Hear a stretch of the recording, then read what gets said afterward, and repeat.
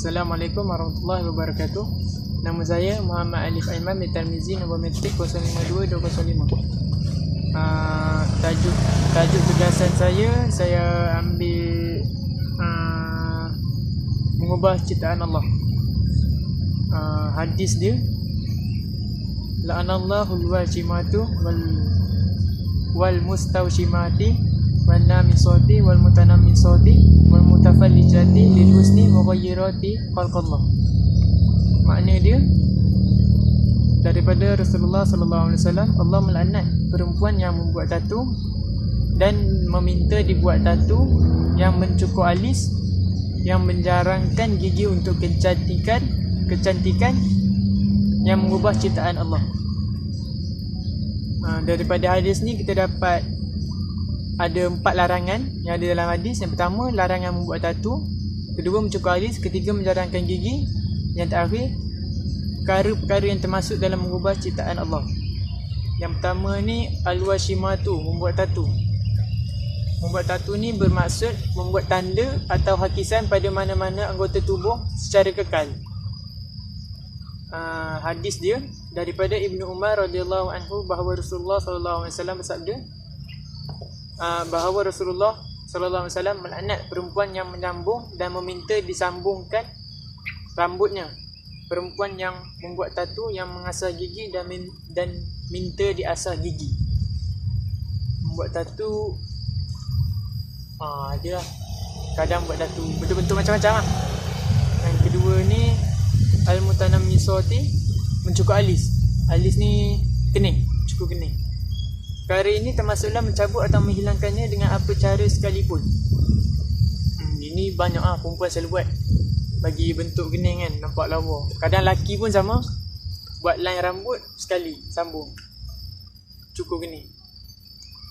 Yang ketiga, al-mutafallijati, menjarangkan gigi atau mengasah gigi. Perbuatan ini dilarang kerana mempunyai unsur penipuan dan menghias diri yang berlebihan.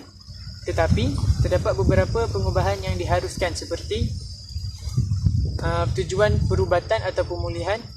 Katakanlah kalau gigi dia setengah orang kan jongang kan, dia guna braces, pendekat gigi tu, nak bagi susun pada gigi. Lepas tu memperbaiki gigi yang rosak, sumbing dan sebagainya. Yang keempat, yang terakhir, perkara yang termasuk dalam mengubah ciptaan Allah. Ada 3. Yang pertama, menyambung rambut, iaitu menggunakan rambut atau sesuatu yang menyerupai rambut di kepala, sama ada dilakukan sendiri atau menyuruh orang lain, seperti juru andam, tukang hias rambut tu. Contoh lain, menanam rambut di kepala atau memakai rambut palsu. Hukumnya haram. Tapi kalau dah teruk sangat, kan ada yang buat tanam rambut kan, tu boleh. Yang kedua, mewarna rambut, mengubah warna rambut dengan menggunakan bahan tertentu. Hukum dia harus jika bahan yang digunakan suci dan halal, maknanya bahan yang tak campur dengan najis, dan tidak menghalang air sampai ke rambut. Ini maknanya tak ambil uduk lah.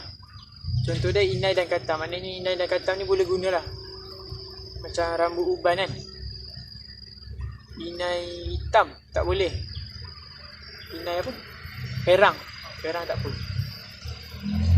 Yang ketiga, mengubah anggota badan. Diharuskan, asal dia tak boleh, tapi diharuskan untuk pembedahan plastik tujuan pemulihan. Lepas tu, pemindahan organ untuk tujuan kesihatan. Dibenarkan mengambil bahagian daripada binatang yang menyerupai manusia seperti monyet. Contohnya pemindahan buah pinggang. Kalau ada sakit buah pinggang kan, ada yang derma organ kan. Ubah anggota badan ni ada syarat dia. Yang pertama, waktu tu benar-benar darurat. Katakanlah jantung ke buah pinggang je, kalau tak ganti boleh mati. Kedua, dipastikan dahulu tentang kematian orang yang menghadiahkan anggotanya oleh doktor yang mana. Lepas tu yang ketiga, yakin pembedahan yang dilakukan akan berhasil. Yang keempat, pembedahan yang dilakukan dengan penuh teliti dan cermat dan berhati-hati. Selamatlah, yakin. Satu, dua. Yang keempat, mendapat keizinan ahli waris.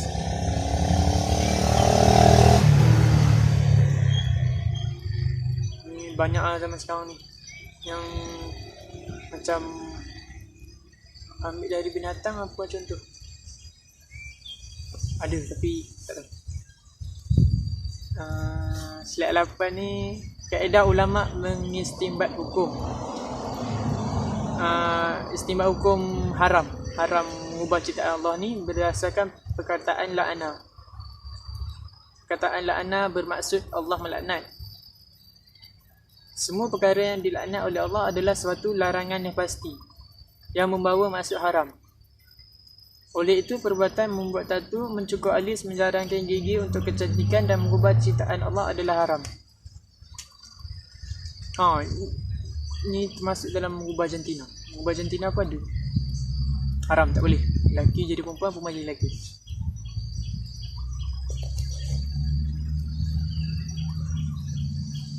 Yang seterusnya, faktor yang mendorong manusia melakukan perkara yang diharamkan ini ialah apa yang diberikan Allah, orang tu tak bersyukur.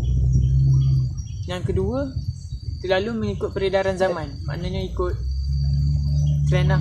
Orang zaman sekarang cukur, dia pun nak ikut. Benda tak boleh, tapi dia buat juga. Nak nampak kan, nak bagi. Yang ketiga, mengikut hawa nafsu. Yang keempat, iman yang lemah. Langkah untuk mengatasi perkara ni ialah kita kenalah sentiasa bersyukur dengan nikmat yang diberikan oleh Allah. Allah dah jadikan manusia ni apa?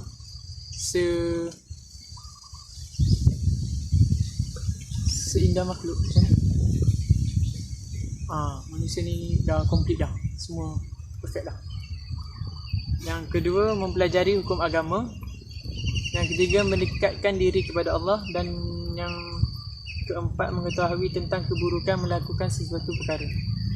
Contohnya kalau katakanlah tukar jantina kan, fikir masa akan datang apa jadi.